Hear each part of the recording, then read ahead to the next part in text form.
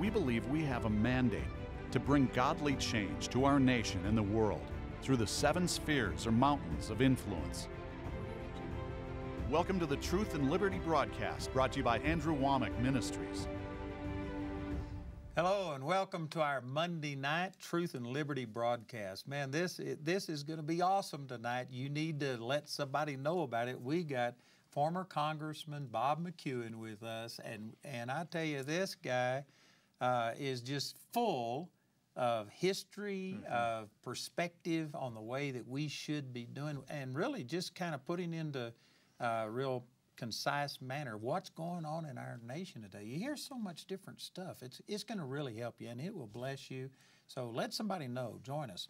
And we want to give a few announcements right before we get into a formal introduction of Congressman McEwen. But this is Richard Harris, and of course he's our chief counsel here, and we've been doing this now for, I don't know, over a year. Over a year now, yeah. It's awesome. We've got a great website, and I'd like Richard to just give you some of the information. He's the one that really drives all of this and makes it work, and we're going to have a great time tonight. Richard? It is going to be great. I'm really looking forward to it. So let me just share a little bit of information with you. If you're not registered on our website, you can do that, and if you do, you're going to be eligible to receive our free product giveaway, which we do every week.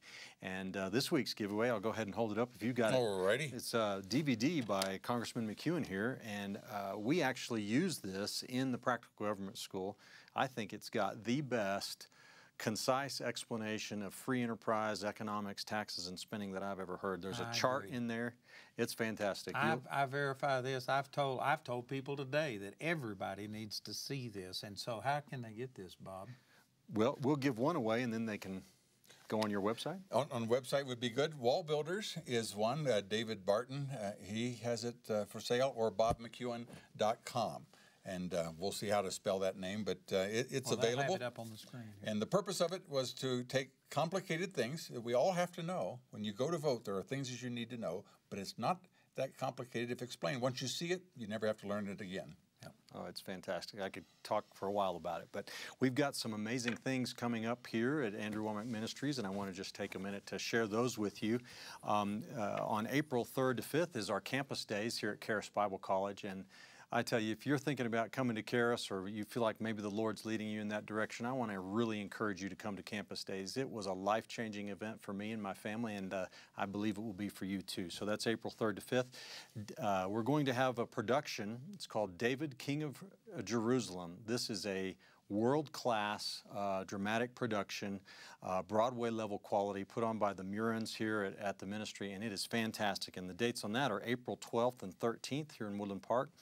John Tesh is going to be here in concert, and he is a phenomenal musician and talented individual, and he's got an amazing testimony, too, about God's healing power. Yeah, he got hold of the Word of God and has been healed of cancer. And PBS, I think this will be their 7th special that they're doing with him, and they're going to be here filming and put the concert on PBS, but then they specifically asked, could we do another question and answer about your healing of cancer? Wow. And so I and Barry Bennett and John Tesh are going to be discussing healing on PBS. Imagine that. It's going to be awesome. God's going to use PBS to preach the gospel. Amen. That's awesome.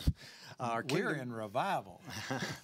Our Kingdom Business Summit is June 12th to 14th. That's a great event. And then I wanted to mention the Summer Family Bible Conference, July 1st through the 5th, which is a great event for the whole family. And I think, Congressman, you're going to be here for that. We're going to celebrate Independence Day. And I tell you, once you hear him tonight, you're going to want to hear more, and you can get these DVDs, but also you can come to this Summer Family Bible Conference. You'd be blessed. Last thing I wanted to mention is that Truth and Liberty is viewer-supported, and we are very grateful for your support. And if you'd like to give, you can text GIVE to 719-302-2552, or you can go on truthandliberty.net. And you know, when you say it's an internet-based thing, of course, we are on CTN too, and they're carrying this for us, which is such a blessing. But there's still expenses to it. It's around $2,500 or so every episode, so we would appreciate you supporting that. And one last thing before we get into this is that if you are watching on some other format, of course, other than CTN, but if you're watching on an internet-based thing, we encourage you to go to truthandliberty.net and watch there, because Facebook has been censoring us. That's and if right. we say anything they don't like, their feed just all of a sudden miraculously quits. Yeah. So we would appreciate you going to truthandliberty.net. So we are really blessed to have Congressman Bob McEwen with us. And you served, I think, 12 years, wasn't it? 3 terms in the state legislature and 6 terms in the U.S. Congress. That's right. And I tell you, he's so well connected. We got a biography here that covers 2 or 3 pages. And rather than go through all that, let me just say that he is a blessing. And he ministered for us today in our Army meeting. And I tell you, people loved it. And tonight he's going to be up ministering again. And we just appreciate you, Bob, being with us. I know you could be anywhere in the world. You're in demand, but thank you for being with us. Well, if you multiply that times 4 or 10, that's the way I feel about you, Andrew, for the work that you've done and the work that you're doing. And the college, the Bible college, you know, the scripture comes to mind that man devises his own way. I have an interest in sales, or an interest in performing, or an interest. Man devises, but the Lord directs his steps. Yeah.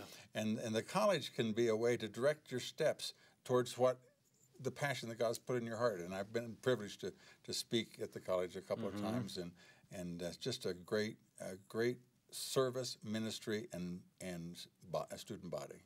Thank you. I'll tell you, we love having you. It's awesome. So anyway, we've got a lot to talk about. I guess let's just jump in. You have a perspective on politics, having been there and been involved in it, and now you're out using all of your experiences and stuff. And like just today, you say things in such a succinct way that makes great sense once you say it. And people kind of know these things intuitively, but they are hearing the exact opposite, and it's propaganda. Once you hear something so many times, you get to wondering, is this right or not? And you just have a great way of putting things into words. Well, it comes from having a simple mind, maybe. I just want to understand, well, what does it actually mean? And once you learn something, you don't have to learn it over again. And that's and we used to understand how things worked when we grew up on a farm in the country for 200 years. And so you didn't have a bunch of farm boys sitting around and said, why don't they pass a law make these hogs worth $600 a piece?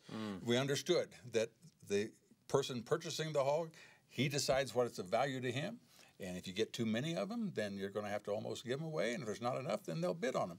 Now, once you understand that principle, then you can function. But we got a lot of people walking down the street, I want free this. And why didn't the government pass a law to do this? And as a result, America is behind that curve. We've been the freest, and it's important that we learn it as we proceed here. And right now, that's what's going on in Washington. It's just an exciting, exciting time, because the folks that are in charge thought they had a chance to remove the president because the people of the United States did not do what they wanted them to do. Those movie stars in Hollywood and those Wall Street bankers, they had it all set up. And they've been taking 20 years of money that used to go up and down the street when you put it in the local bank. That bank would loan money to the local church or to the local business. For the last 20 years, they've been taking that money and sending it to New York. And from New York, it then went to China. And there they built all these new buildings and all these new factories. And small town America was left high and dry. And they're making millions, and they're having a great time, and they're flying around talking to each other and just looking down their noses at middle America. But lo and behold, middle America said, what about us? And Donald Trump said, why is it that we can't make cars anymore? Why is it we have? Can you imagine? That now, up until this day, the president has turned it around, but it'll be next year before we can even put a satellite in orbit without asking the Russians for permission. We don't have a missile that can put our satellites because we sold out to the Russians to do that. Now, Trump has turned it around, and the country said, we're going to make America great again. We're going to start building our own cars and making our own steel and doing our own things. And exploring for gas and oil. Here we are so rich with resources, and yet we've just been throttled by the liberals. Think about that. Think about that. This nation, since 1975, from March of 75 until March of last year, the United States didn't sell a single barrel of oil abroad. And you know what we do this year? This year, we produce more oil and sell more more oil and produce more gas and sell more gas than any nation on earth. Now, that's what happens when you change the president. And when you change the president, those people that have been running this thing for 20 years are just mad as hornets. Yeah. And so they came up with this idea, we're going to accuse him of something crazy. I know it's silly, it's stupid that he had to go ask some foreigner to be elected president. That's too stupid on its face. But if we make sure that every day we say it over and over and over and over, people will start to believe it. Yeah. I leave my house at 5 till 6 in the morning. And just for entertainment, rather than having a cup of coffee, I turn on Joe Scarborough. And I start to think about, as I'm about to do it I think, now, nothing happened yesterday. He can't talk. The first words out of his mouth cannot be Donald Trump. But sure enough, they do for 3 hours, day after day after day after day. You don't have to have any truths, just make up anything. Lo and behold. So let me ask you this. You're kind of bumping up against it, but where do you think we are in our society today? Because I'd say the average person watching this, they've heard us, they're hearing some conservatives, they know that some things are happening, but the biggest noise is just bad. Where do you think that we are? Can you put things into perspective? I think we were drifting in the wrong direction for quite some time, accelerating as basically for the most of our lifetimes, but accelerating here in the last 15 or 20 years. And that the American people have stood up, and I see us changing direction and pulling a halt. And this idea of having the Supreme Court make all the laws for us. There was a case in which a World War I group of soldiers put a cross in the middle of the Mojave Desert. Now, you've never seen it, and nobody else has, because it's in the middle of nowhere. You can't find it with a flashlight and a map. But nevertheless, the ACLU found it and went out there and sued the government for having that little cross. So the Republicans in Congress, they said, all right, we're going to take that land back. We're going to take the land just around the cross, and we're going to give that to the veterans, VFW, the Veterans of Foreign Wars and the American Legion. Therefore, it doesn't belong to us. Therefore, it's not on government property. But it still made it all the way to the Senate, to the Supreme Court. And the Supreme Court voted 5-4. We won by 1 vote. But here's the principle. 4 of those 5, 2 appointed by Clinton, 2 appointed by Obama, 4 of those 5 justices said the Constitution of the United States says that you cannot have a religious expression on any public property. Right, which it doesn't. Now, that means that George Washington's prayer at his inaugural, and that means all the crosses in the cemeteries, that means you'd have to take a blowtorch and a sandblaster to every courthouse in America. We were 1 vote, 1 more justice on the Supreme Court from totally ramping America. Now, when Donald Trump comes in, he's now kicked that away for a generation, and they are mad as wet hens. They are really distressed. So, in answer to your questions, Andrew, what is happening? It's disruptive. It's an upheaval because they're starting to lose, and we're starting to win. Yeah. Wow. I think that's great assessment. Praise God. You sure you're done with running for office? I really do believe that's true, and I really believe that some of the things, such as the New York bill that they passed about that you could even kill a child after it's born, infanticide. I believe that they've been forced to do that because they can see that Roe versus Wade could very easily be overturned or kicked back to the states, and so they are passing these laws out of absolute fear. So the increase, in one sense, of the radical left, some people look at that as a bad thing. I look at it as they are running scared, and they are doing whatever they can to try and defend their position. Well, the scripture said, it said the wheat and the tares would grow together until the end time. It said, don't go ripping them up now because you'll take down the wheat too. But now what do we see? We see bills being passed that you and I would have never dreamed about. That is that when a heart begins to beat at about 6 weeks, most mothers do not yet know that they're mothers at that date. But once it does, there are 5 states that are going to, 2 have already passed it, another one will this week. There'll be 5 states before summer that will say that once that heart starts to beat, you can't kill that child. Now that's massively, massively successful. That's the wheat. Now on the terror, they come along and say every Democrat member of the United States Senate, I'll say it again, every Democrat member of the United States Senate voted week before last to say that if a baby is laying there, and as described by the pediatrician, the governor of Virginia, he said, well, we'll keep it comfortable until we decide as to whether or not we're going to kill it. Now that is, I remember watching Will and Ariel Durant being interviewed one time, And for some of the younger folks will not remember, they used to have this thing called the Book of the Month Club. And if you joined the Book of the Month Club, one thing they give you was Will and Ariel Durant's History of Civilization. It's a 14-volume, and many, many homes in America 20 years ago had them on their bookshelves. And they were the experts. And I remember they were being interviewed. They're both dead now. And they asked me, said, is there anything in the history of civilization where you watch these cultures rise and collapse? Was there anything similar? And they both started talking, and they said, yes, there were two things. There were two things. I said, number one, a loss of respect for human life. The Peloponnesian had the virgin sacrifices, and the Aztec had the infant sacrifices. In the volcanoes, and the Romans they gather around and watch them kill. A loss of respect for human life, and the endorsement of sexual perversion in normal culture. That was the final steps in the collapse of every culture throughout history. Now we see a political organization, a political party that's committed to forcing death, loss of respect for life, and the disrespect for natural marriage. And that's now it's up to us to decide which way America is going to go. And quite frankly, I'm encouraged. And you know, I think that just the fact that last Friday on the 29th of March, they released the Unplanned movie. You know, God is the only one that could have planned it to coincide with what Virginia and New York and the vote in the Senate and all of this.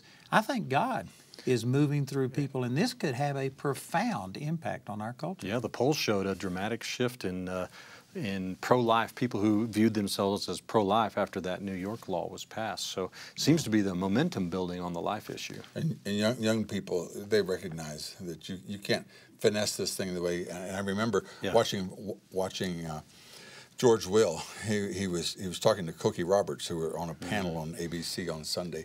And he said, I remember the day it started to change. He looked at Cokie and he said, you and I looked at each other that day when we saw that GE commercial.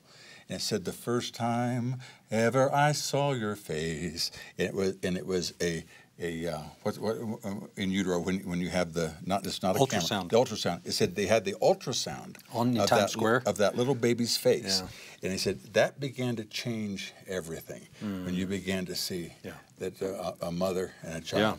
Well, you know, the liberals have had a plan that they take all of these terrible things, such as killing a child, and they call it pro-choice. They put these positive spins on it. But now, I think that the curtain has been removed, and I think you said this earlier, that it's just like they're exposed. All of their misinformation and misnames of things, now they're showing that even the child, once it's born and outside of the mother, how are they going to call that controlling your own body?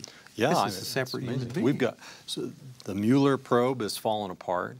You've got this Jussie Smollett guy who it's all a hoax, you know, and now what's happening with Southern Poverty Law Center? It seems all around us that the liberals are being exposed for their true colors are showing. So you might comment on that Southern Poverty Law Center because you know a lot more about it than what we do. Well, I would encourage people, if you ever get discouraged, and the Apostle Paul knew what he was saying. He said, do not become weary in well-doing. That is, when you're doing what's right, and he says sometimes it isn't always going to go well. And he says, and if you don't think so, look at me. They beat me to a pulp, left me for dead, shipwrecked, and all. So the idea that and I remember your friend Jim Dobson. I remember one time I was discussing with him about that. The Scripture says, "Delight yourself in the Lord; He'll give you the desires of your heart. No good thing will He withhold from those who walk uprightly." Now we interpret what you accomplish that life is going to be a bowl of cherries. And he took the Bible. He said, "Bob, that's an interesting thought." He said, if you could show me someplace in Scripture where that ever happened, I'd love to read about it. Because the fact is that when we got it involved, there was a battle. So I say all that to say this, that whenever you get discouraged, if you're in the life business and you believe that America stands for life and you see that battle, you ought to go to a National Abortion Rights Action League convention. You should go to a Planned Parenthood meeting. And you will be encouraged, because all they talk about. Well, I've heard their reports, and that those right-wing conservatives are doing this, and they're in 87% of all the counties in America have outlawed abortion, and the city councils, and it'll fire you up. Well, see, we only hear our side talking about look what Planned Parenthood's doing, and so they're they know they're going down for the count. They know that they're on the ropes. I've even seen that among millennials that the percentages of people that are opposed to abortion now is going up. That the millennials are actually more conservative on that than what their parents have been. That's correct. They're losing particularly women. A young man that doesn't want to be responsible, so he loves the idea of saying it's her fault, it's her fault, let her handle it. But women are starting to see, no, I'm going to carry the rest of my life, having been a mother, and it's yeah. If I could take a second, I think it's appropriate. We talk about how that we don't like Planned Parenthood, and yet we don't exactly explain what Planned Parenthood is. Planned Parenthood is an organization that was conceived by a woman who believes that blacks should be eliminated, as well as people that just didn't meet her standards, Margaret Sanger. And they give awards to people who are most like her. They recently gave the Margaret Sanger Award to Hillary Clinton and other people who believe in that. But what does Planned Parenthood do? Planned Parenthood does abortions. Now, when people, they recognize that didn't sell well. And so they said, well, we do lots of other things. And so what they do is that if you go in for an abortion, what do? They take your pressure. They take a blood sample. They put on a Band-Aid. They put on a helmet or a net on your hair. They do a whole series of things, all of which is to prep. But she says, oh, we provide 27, 32 services. Yeah. No, you don't either. You do one. One that they always love to say, mammograms, and we care for, until finally, Republicans finally got smart enough to ask the head of Planned Parenthood at a congressional committee, to ask her point blank, how many mammograms does Planned Parenthood perform, and how many do they do? And she had to stumble all around and try to get. We do lots of things. It kept driving until finally she said 0. They don't do any at all. None. It's a hoax. Yeah. Now, what do they do? Here's what they do. As I mentioned, 87% of the counties in America don't perform abortions, so there are no abortionists in those places. So you need to get an abortionist to go someplace to do that. Planned Parenthood pays doctors to go perform abortions. They line them up, they do all the work, they kill all the children, and then they go back where they are with several $1,000s in their pocket. They used to send them first class, put them up, have limousines pick them up. Now they're sending them in private jets, doing everything they can to make it as. And last year, or year before last, they finished the year with a $136 million carryover. They can't spend the money fast enough, and all they do is go out and perform abortions. But worse than that, and the movie Unplanned explains it. They come into schools, and they get naive Christians and idiot school board members to allow them to come into the schools, and then they teach sex education, quote unquote, that we used to get when the boys separately from the girls. Now they do it all together, and they break down the natural modesty that is built into people that God put there. And so they have cucumbers, and they have the little girls put on the things, and they're all giggling and doing their thing, and then they can track. They can track from the school. Immediately, you begin to have increased promiscuity, increased pregnancy, and increased abortions. So it is then a marketing tool. So that they can get into your school. They know that they can begin to make thousands of dollars on abortions down the line, and your children are just fodder for it. And you're going to carry it for it is an evil, evil business. And this Planned Parenthood, the movie Unplanned, is the woman that was the #1 in the whole country until finally she saw what happened. And Richard and I, we testified in front of the state Congress here against a sex education bill that is, I don't think they say it's sponsored by Planned Parenthood, but probably 9 out of 10 people that spoke for it were associated with Planned Parenthood. I'll just say this, the homosexual president of Planned Parenthood in Colorado was sitting on the front row shepherding in witnesses through the whole hearing. So, and all of us that came, we had to fight for a position, and they put us across the street or wherever, but the Planned Parenthood people had reserved spots on the front row, and they could come and go. And Planned Parenthood is actually put into this bill that abortion is being taught as a form of birth control, as a accepted, normal way of doing things. They benefit greatly from it. Yeah, absolutely. Now, what is that? That is a spiritual battle.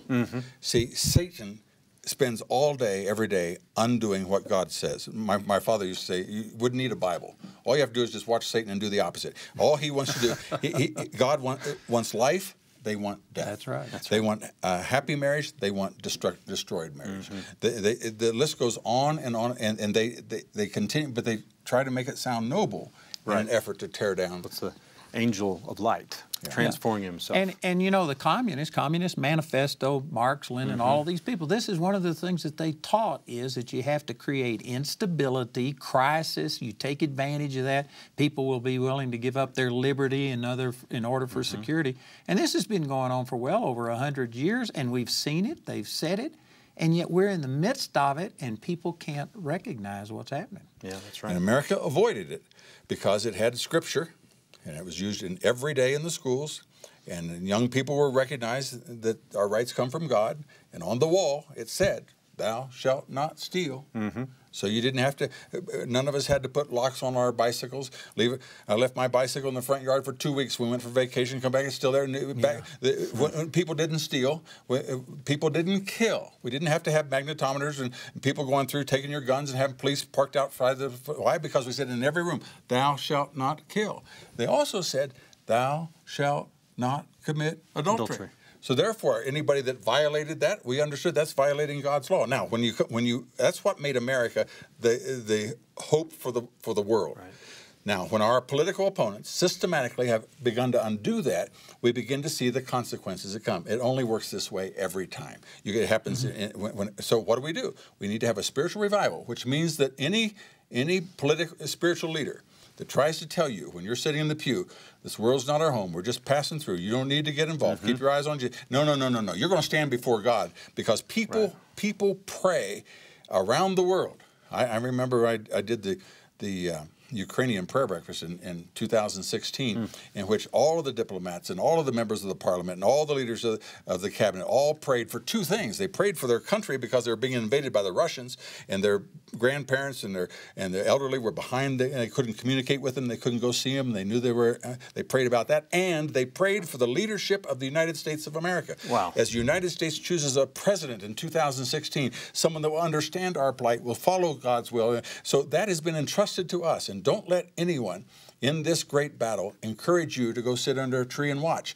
This is a time for which we will stand before God and say we were faithful. Wow. So I believe that we are on the precipice, is that the way you say it? Yeah. Of some great things, but it is not guaranteed. People have to stand up and fight. Correct. And, you know, we lost seats in the House. I don't think it was as bad as people might have thought it was, because we had a record number of Republicans, if I'm not mistaken, that were leaving Congress. 44. And so to lose the seats that we did, considering how many were resigning, wasn't that bad. Plus, many of them are rhinos. And it was conservatives that were so upset with them for not supporting Trump and not taking advantage of things that they voted them out. And so anyway, it wasn't positive. But if we were to lose the Senate or even gain more Democrats in the House, it could hamstring Trump. Yeah. We are on the cusp. And so good things can happen, but also it can all go south very fast unless we're faithful. So we need to get involved. Yeah. Well, what do you see, Congressman, in that 2020 elections? How's it shaping up, or are we still too far out to assess that yet? Well, I don't want to discourage people from doing everything, but I'm very encouraged. Oh, good. I think those folks, they can't decide what day of the week it is. Yeah. I mean, they're going around. I think they just lost their number one agenda item, didn't they, with the collusion, delusion? But they're still trying to keep it alive, though. Yeah. And they'll come up with a new one. And of course, you saw that the former vice president was doing a mea culpa, how awful he was. He was a white male, and he was apologizing for what white males have wreaked upon the world. Of course, as we know, only our founders only gave us the greatest nation in the history of mankind, but nevertheless, so they're all trying to outdo each other, being strange, and I think the American people will do the right thing if we do our part. But, you know, I think that people are getting fed up with it, and they're beginning to see through it. It's like you said earlier, that the wall or the curtain is gone, and these people's intents are totally exposed now. And I'm hopeful that we will see a huge backlash against all of this liberalism and take this country back. Well, one of the things that we see coming out of the Democratic Congress is these really can't call it anything but socialism, socialist proposals, the Medicare for all, the Green New Deal, and a number of other things. And of course, the Senate voted on that Green New Deal and voted it down 57-0. Yeah, with nobody would go on record. 42 or 3 Dems not even wanting to vote on it. So that's really, really promising. But you know, the polls are showing that a lot of millennials think socialism is a good thing. They don't quite understand the virtues of capitalism. And what do you say about all that? What do we need to do? You're 100% correct. They really don't know, Richard, as you say. Charlie Kirk has this turning point, and he talks about how that of course, error hates truth, and so only the left burns books, and only the left shouts down speakers, and so they don't want a conservative to come on campus. And so they ask him, when you have all these police protection and riots and things, when you go to speak, what's that like? He said, that's only at the beginning. He says, after a while, it's clear they're not anti-capitalist. They're ignorant. That's right. Nobody's ever explained capitalism to them. Yeah. They don't know any more about socialism than they knew about it. They just say, it sounds good. Why doesn't everybody have these things? And when you explain it to them, they can see it. And so let's just do that. Yeah. And under free enterprise, I have to make something up, decide that I am going to make a pen. I am going to make a pair of glasses. I'm going to make a cup that you will want. And I have to design it the size you want and the color you want to convince you to voluntarily reach in your pocket and say, ooh, I'd rather have that than have this. And therefore, I can make money by blessing other people. And in the process, I become wealthy, and you are wealthier than you were before, because now you have something that you didn't have before. That is the only way wealth is created. And I'll just remind you, I grew up Pentecostal, and I know that when you make a point, you say it 3 times. That is the only way. That is the only way wealth is created. Yeah. That is the only way wealth is created. Now, what is socialism? Socialism says, I want that. Now, let's go back to our wall. Yeah. In every school room, there were 10 commandments, and number 10 said this: thou shalt not covet. Now, what does that mean?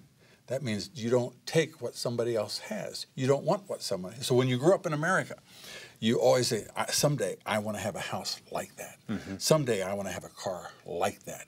You never thought about stealing or taking it or coveting what you have. Now, in the French Revolution, that's what they did. They all screamed and yelled and built the torches, and they went to the rich person's house, and they cut off his head and put it on a pike, and they stole everything in his house. That's covetousness. That's what's when you take. So when you go across the Rio Grande, you go to Mexico, every home has a wall around it, and some of them have cut glass across it. Why? Because people want what they have. Yeah. I grew up in Appalachia. That's the definition of poor in America. And in my little town of 5,000, there were 3 Cadillacs. And they all 3 belonged to the 3 funeral homes in America, in Hillsborough. And when they had a funeral, they would go park that limousine out in the driveway, and everybody going to work, they'd know, oh, the Turner has a funeral today. And that's their form of advertising. I would ride my bicycle, and I would sit under a tree, and I would admire that car. And I think, someday, someday, I'm going to have a car like that. And I bought my first limo when I was about 32. And I got what I'd always wanted one, and my brother did as well. It never crossed my mind. Never once did it, for a fleeting second, did it ever enter my thought to take that car. That's right. Never thought about it. In America, we want to earn one like that. Socialism says, listen, I'm the mafia. Yeah. I'm the gang. I'm 13 or whatever it is. MS-13. I'm MS-13. You join my gang, we're going to go take. See that BMW? We're all going to go take that BMW. Yeah. We're just going to go do that. Anybody gets in our way, we'll shoot them. That, or that's a little too rough. Why don't we do this? If you vote for me, I'll take 70% of everything that person makes, and I'll give it to you. Yep. You don't like working to pay for to go to college. That's a pain. My goodness. I'll steal it from that guy and give it to you. There's a term for that. It's called socialism. Socialism is the tools of production in which you take from one person and give to another. The person that earned it isn't allowed to keep it. Therefore, he's diminished. The person that didn't produce it is rewarded. Therefore, he wins. So under a socialist system, you do not create wealth. You redistribute wealth. And so every one of these candidates for presidents, they'll talk about the way that wealth is distributed in this country. Yeah. It's really terrible. There's plenty of wealth in America. It's just the way that it's distributed. Yeah. Well, we know what that is. That's called, I'm MS-13. There's plenty of cars in this driveway and this parking lot. And it's just the way they're distributed. Yeah. And so we're going to go take them. Now, let me just hit it one more time. Let us suppose that you're smart enough to have a car and you're in Illinois on Interstate 70 and you're driving west. And you go through Iowa and all you see on both sides of the road is corn. Mile after mile after mile after corn. And then pretty soon you get into Nebraska. And what happens? Mile after mile of wheat, mile after mile of wheat. And finally you get to Colorado. Colorado, you got dust and rocks and cattle. And you get to Denver at the cattle auction and you say, it is terrible the way corn is distributed in this country. I mean, just and here in Colorado, there's no corn, and there's miles of corn. It's terrible the way well, you and I know corn is not distributed. Corn is grown. Corn is created. Right. Wheat is not distributed. Wealth is not distributed. Wealth is created. Under free enterprise, wealth is created. Yeah. Under socialism, it's stolen and redistributed such that everyone is worse off. And as you redistribute it, the ones who were productive in making all of this lose their incentive to produce, and so it brings down the productivity and the prosperity of everybody. It rewards the unproductive and punishes the productive. So just stop and think about that. So you either have to have a PhD or be a child to follow this to think that it made any sense, because everyone else can see how foolish it is. So you've got a kid, you've got a fella here who's sitting on a park bench doing nothing. And you got this guy, he's making $100 a day, and a person can live comfortably for $50 a day, and this guy's got nothing. So Mr. Socialist Politician comes along, and he says, you vote for me, I'll take $50 from him, I'll give $50 to him, they'll both have $50, everybody will be better off. And I repeat, if you're a child and ignorant of economics or a PhD in philosophy, then the two of you would think, oh, that sounds like a compassionate thing to do. Right. That's what we should do. If we are a good Christian country, then we should do that. That's right. That's what Jesus would do. That's what Jesus would do, exactly. Now, that works great for a day. So this guy gets $50. This guy gets $50. Now, the guy's going to work. He said, whoa. You mean to tell me I get up in the morning, I go to work, I leave my family, I come home worn out, I'm tired, and I get $50. This guy gets up when he feels like it, sits on the park bench, floats around all day, he gets $50. I think I like his program better. And so I'll go sit on the bench too. And so you take the richest nation south of the Rio Grande, Venezuela, #1, more oil per capita than any place on the planet, doing great, and they come along and said, see those dirty oil companies? I'm going to take their money and give to you if you vote. They do, and so what happens? Destroys the oil company, people don't produce, thing collapses, and the average person, as of 6 months ago, the average Venezuelan had lost 19 pounds. Now they lose 26 pounds. They're starving. There are no dogs or cats in Caracas. They've taken everything they can. They're starving, and that's what socialism brings.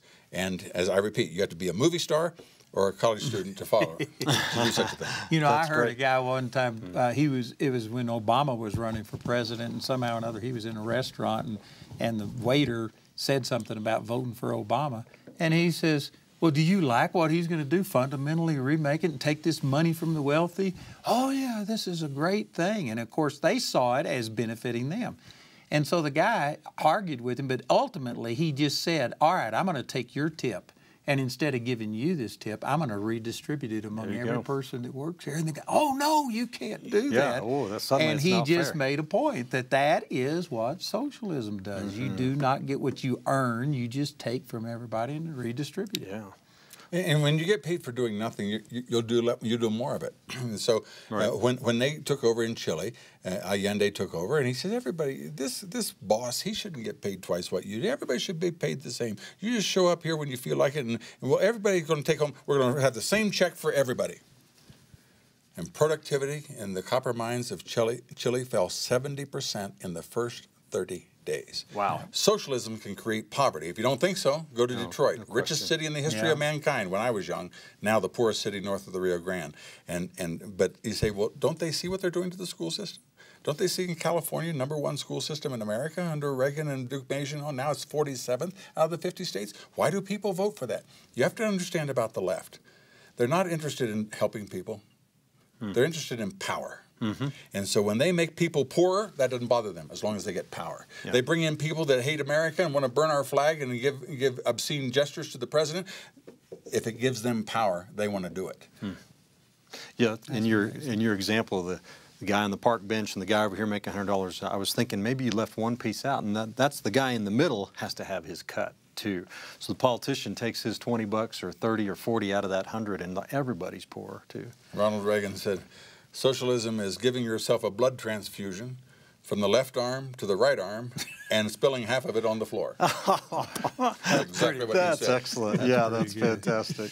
And, you know, like AOC, Alexandria Ocasio-Cortez. Man, some of the things that she's proposing, not only is it completely contrary to everything, you know, that we should be doing, but it's impossible, such as rebuilding every building in America and getting rid of the cows because they produce... farting cows.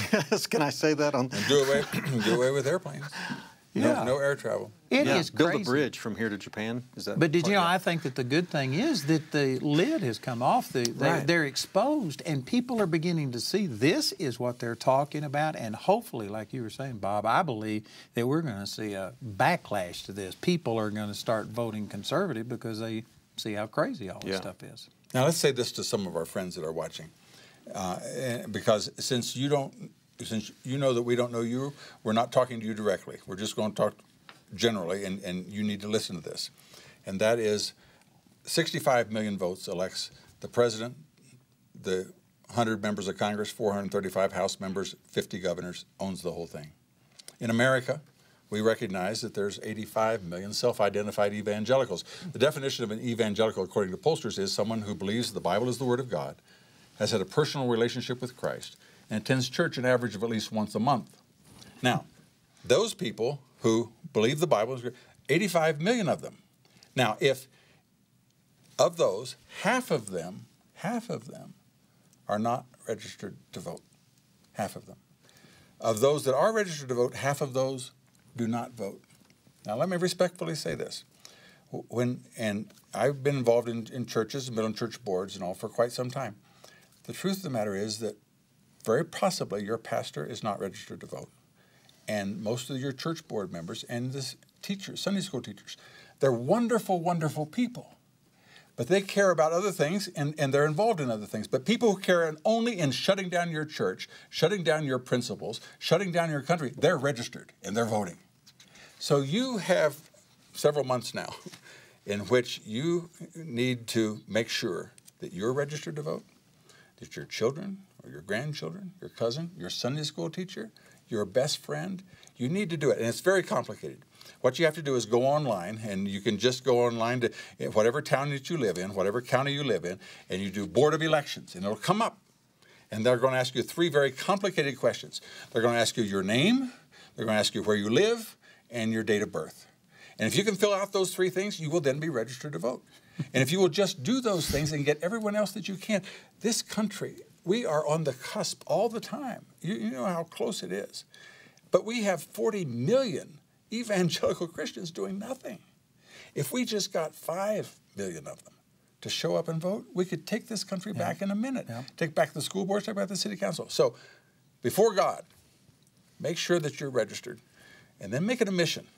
Write down 10 people and make sure that over the next year that they get registered as well. Let me ask you why the liberals seem to be more committed, registered to vote, more engaged than what Christians are. Have you thought this through? Well, no, I haven't. But one of the things is, you know, that the gay community is so active in things. Right. And you and I care about a lot of things. You look at the people who coach Little League, and who are they? They're fathers and hard workers, and they're the same people that teach Sunday school, and they're the people that volunteer, and they're doing lots of things. When you have only one interest, and you focus on that issue day and night, and you don't have to worry about your children, and you don't have to worry about these other things, then you can be much more effective. But the backbone of the people that give, right? You want to find a bunch of selfish folks? Drive down to the Democratic Party. Go to Hollywood. Yeah. Find those multi-billionaires that are all the time complaining about everything flying around their private planes. See how much they give to help anybody. Right. But who gives? They gives the people that that are coaching Little League and making $35,000, $40,000 a year and having a car that's 10 years old and buying shoes for the kid that couldn't do it and that kind of thing. That's America. Yeah. That's America. And you also made this point in your presentation this morning, but the liberals tend to group think, whereas Christians are more in their personal relationship with God. They're interested in these things that you were talking about, and they don't, it's not identity politics. And people should listen to that. You should pay attention to that. On every one of our coins and everything in America, it says, what is an American? E pluribus unum, from many one. You and I, Ronald Reagan used to say, you and I can't become Japanese. You and I can't become Chinese. Anybody can become American. American is what you believe in. And the question is, do you want to become American? I have no opposition to immigration. I only have one request. I want anybody that comes to this country, and by the way, I'm going to speak to 15,000 Hispanics tomorrow in Washington, D.C., and my explanation to them is, welcome here, but I want you to become Americans. Amen. And what do Americans, who are they? They believe that God is the source of our rights. We believe that he gave us life, protected our life, and thereby our liberty. And any politician comes along and says, because of your skin color, because of your gender, because of whatever sexual perversion in which you're engaged, you're as this group, you should vote for that person. That is so demeaning to who God made you to be. Yes, it is. That is excellent. That is excellent. Wow. Good stuff. Fantastic. You know, what else is demeaning? Coming back to this socialism for a second, you know, socialism sends a message, I think. It sends a message to the people they're claiming they want to help. And it's actually telling them you can't help yourself. You're not able to succeed. Correct. You don't have Correct. what it takes. And I think it probably has a mass result of creating a dependent population and victim mentality. I run an organization called the Council for National Policy. It's a consortium of leaders of conservative organizations. And I remember a meeting that we had some years ago, many years ago, in which this speaker was, I believe it was Harvard, but I won't say for certain, but he was a surgeon, and he had graduated, and they used the term African American or whatever, but he was an American, and he said whenever I entered a room, I commanded respect my entire life. He said I was ahead of my class. I was ahead, and when I entered, everybody else in this, what did I have to say? Until affirmative action. And once affirmative action came up, then suddenly they thought, oh, he got in because they added points to his score. He didn't earn that because he's talented. He said, they destroyed my dignity. They ruined my reputation. And people used to have to earn what they got. That's now it's given. And anytime you transfer your prosperity or whatever it is that you're seeking to somebody else, it takes freedom away from you. It takes responsibility away from you. And I think a lot of people, that's why it's attractive. They think they can get something for nothing. Yeah. But, you know, I've got a lot of friends in England, and many of them have told me, well, you have to pay for your medicine. We get all of ours free. Yeah. And one of my friends over there, I challenged him on it, and he went and looked it up, and 31% of his income went towards his free health care. Free health care. That's not just 31% of his taxes. That's 31% of his gross income. Yeah. I went to the University of Miami in the late 60s, and right after the revolution, so many of my fraternity brothers and friends were refugees. And I remember this one time that we had Jane Fonda came to speak and talk about the paradise that took place in China, or in Cuba. One of my friends, by the way, one of my friends is 9 years old. He hid behind the couch, and they came in and riddled his father with bullets and grabbed him by the heels and drug him out. But nevertheless, he talked about how they have free electricity. So we looked it up. Electricity was only on 3 hours a day. Yeah. It was on from 6 to 9 o'clock at night. And you got light bulbs were issued by the government. And so you only got a light bulb if they said that you could have one. But it was free. It was free. So let's look at British health care. At British health care, number one is, I just got a tweet from a member of Parliament the other day where I was quoted because I said that Clement Attlee, who was the prime minister who instituted the national healthcare system in Britain, I said, I watch the question time with the prime minister in the parliament every week. The prime minister has to come in and they can ask her questions for an hour. And I said, I watched it. I said, it's turned into a hospital meeting because all they do is ask them, what about this shortage here and the beds here? And I said, you turn the greatest parliament in the world into a hospital, and evidently was quoted in the parliament. How do they operate? Here's what they do. They sit down every year. Here's how much money you have. How much does a cancer operation cost? How much does eye surgery cost? How much? And they apportion the money according to the allocation, and then they move the numbers down to the point that they can afford it. Yep. So at age 55, it's called rationing, and you have nothing you can do about it, because they've decided. So if you're at age 56 in Britain, you cannot get for kidney dialysis. You cannot get dialysis. You're too close to death, so we can't do that anymore. In America, we give you dialysis if you're 92. Yep. We care about the life. They care about the budget. And so they say, well, they don't spend as much money. Well, of course they don't spend as much money. They only spend as much money as they want to spend, and you're out. But here's what socialism is like. See, socialism is such that they do away with your alternative. You've lost your freedom. So when Hillary Care was introduced, and it all fell apart and then they came back and revised it to have a long transition period to get in, but we're going to end up at the same place. Hillary wanted to do it right away, and under Hillary Care, it says right there in the bill that if you... Well, you were in Congress at that time. So you don't go under a consortium program. If you don't operate within that, if you go outside that, for example, if you use the government health care and you buy health care above that, so if the neighbor who is a doctor and your child is dying and you run up and knock on the door and he comes over and he helps her and he gives services outside of the government consortium, both he and you would be fined $25,000 per occurrence. Now, that's why socialism, you don't have freedom. You take away your freedom. We're going to give it to you free. We're going to tell you when you're going to use it, how you're going to use it, under what, and if you step outside the line, we're going to nail you. Now, that's exactly the same program that Obamacare was, but they knew that it didn't work that way. And so they said, what we're going to do is we're going to phase it in with these different pieces. We're going to make it impossible for the private system to operate. We're going to make health insurance programs collapse. We're going to make them so expensive you can't pay for them. Then eventually we're going to own everything. And how do I know that? Every Democrat member of Congress that came in and said, well, under Hillary Care, we put it in immediately. Under Obamacare, it's going to take a decade. We should do it immediately. And every time that would happen, he'd be invited to the White House. And when they came back from the White House, they were quiet as sheep. Why? Because he said, don't you understand? That's what we're doing.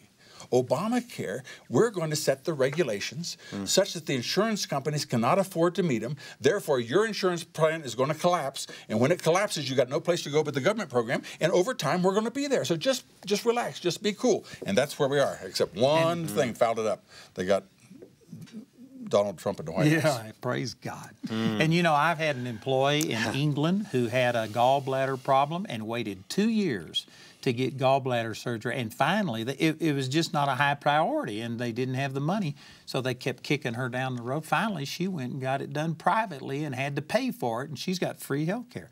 Then I've got another employee that was deemed too old for this to be probably, the chances that it would produce were not good, and so just like you said, they refused to do surgery on him. Oh, that's incredible. Anybody who claims that health care is free doesn't have a clue about what's going on. They're doing it in Canada as well. Yeah.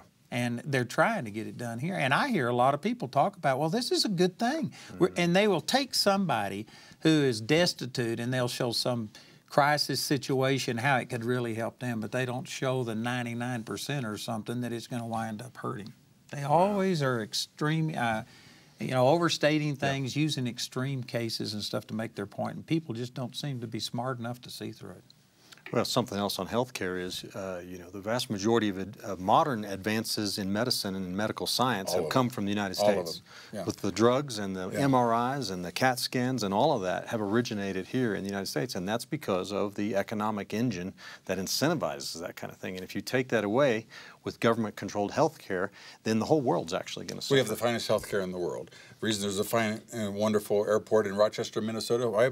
Because the Mayo Clinic is there. And if you're a sheikh from around the world, this is where, if you're the sister of the Prime Minister of Canada, and you want to stand in line for a heart surgery, or do you go to Cleveland Clinic and get it done? It's the finest. And then here's the trick. They say in America, we spend more money than anybody else. Well, let me just tell you what else. We also spend more money on steaks than anybody else. We spend more money on air conditioning than anybody else. We spend more money on Cadillacs. You want to know what percentage of money goes for food, for the necessities? See, healthcare is a privilege.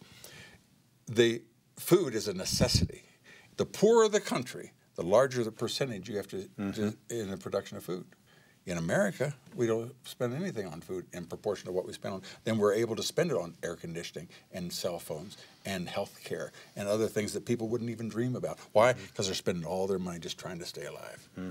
Man, this is awesome. I tell you, those comparisons are great because people will throw something like that up and you don't always have a comeback on it. So that's right. It's great. Right. Can you give them some information about how they can get a hold of you and your materials and stuff? Well, I have a website called BobMcEwen.com, and it basically, that's the place that we get the Politics Easiest Pie. And quite frankly, in order to vote, you need to understand politicians are skilled at making it sound good. And whatever they're going to do, they're going to reach in your pocket and take things, and they think it's for your own good. And so you need to understand it. And Politics Easiest Pie, it can be available there, and I think you'll find it helpful. And so BobMcEwen.com. And let me also say that Bob is going to be with us at our Summer Family Bible Conference. This is a Monday night through Friday noon thing. We will have lots of speakers. We're going to have a creative arts presentation about the 4th of July that last year, it was just powerful. It was one of the best things I've ever seen. And you're going to be speaking, I forget the exact dates, isn't it the 4th of July? I think it is. Maybe the 3rd and 4th. That's great. But anyway, man, if you want to come hear him, and also this Politics Easy as Pie is one of the best things I have ever heard in my life. And so I just encourage you to take advantage of it. And Bob, we really appreciate you coming. I know you could be anywhere, and I just consider it a great honor for you to be with us. I'd rather be no place else than here. It's an honor to be with you. You are a blessing. And he's speaking with us for our ministerial association that we call Army. And I tell you what, the people that I talked to this morning, they're just over the moon because it makes perfect sense. And it's things that we should know, but sad to say, we're all products of our environment, and we do not have very many people speaking these truths. So I consider Bob McEwen to be a great asset, a treasure for us today. Absolutely. It's been great having you. And my pleasure and honor. I see two of my best friends on there as well. And when you have invited Bill Federer and David Barton, and we are big fans of both of you. So. Oh, thank you. Well, I tell you what, you guys are just making a big difference. So again, we want to thank you for joining us and remind you that every Monday night we have Truth and Liberty at 6 p.m. Mountain Time, and we are being broadcast over CTN Network, and of course all of our website and different things, and we would just love for you to be a part of it. Let me put in a plug for next week's. Next week we're going to have Jack Phillips and his attorney on Truth and Liberty livecast. So Jack is the owner of the Masterpiece Cake Shop in the Denver area that almost got shut down by the aggressive LGBT and resulted in a great Supreme Court victory. So it's going to be great to have him. And we're also going to have Abby Johnson on, the lady who the Unplanned movie was based upon. She was the Planned Parenthood director. And I think that's on the 22nd. We have some great things happening. This is just a great resource. Plus, truthandliberty.net, if you would go there, it's a clearinghouse. We have links to many, many different places, and you can get all kind of information about voting, about what the people's records are who are running for office in your area. It's just a great resource. So thanks again, brother. We appreciate it. Thank you both. Thank you for being with us. God bless you. We'll see you again next week for our Truth and Liberty broadcast. Join us next time for the Truth and Liberty broadcast. Find tonight's episode and related articles and links at truthandliberty.net.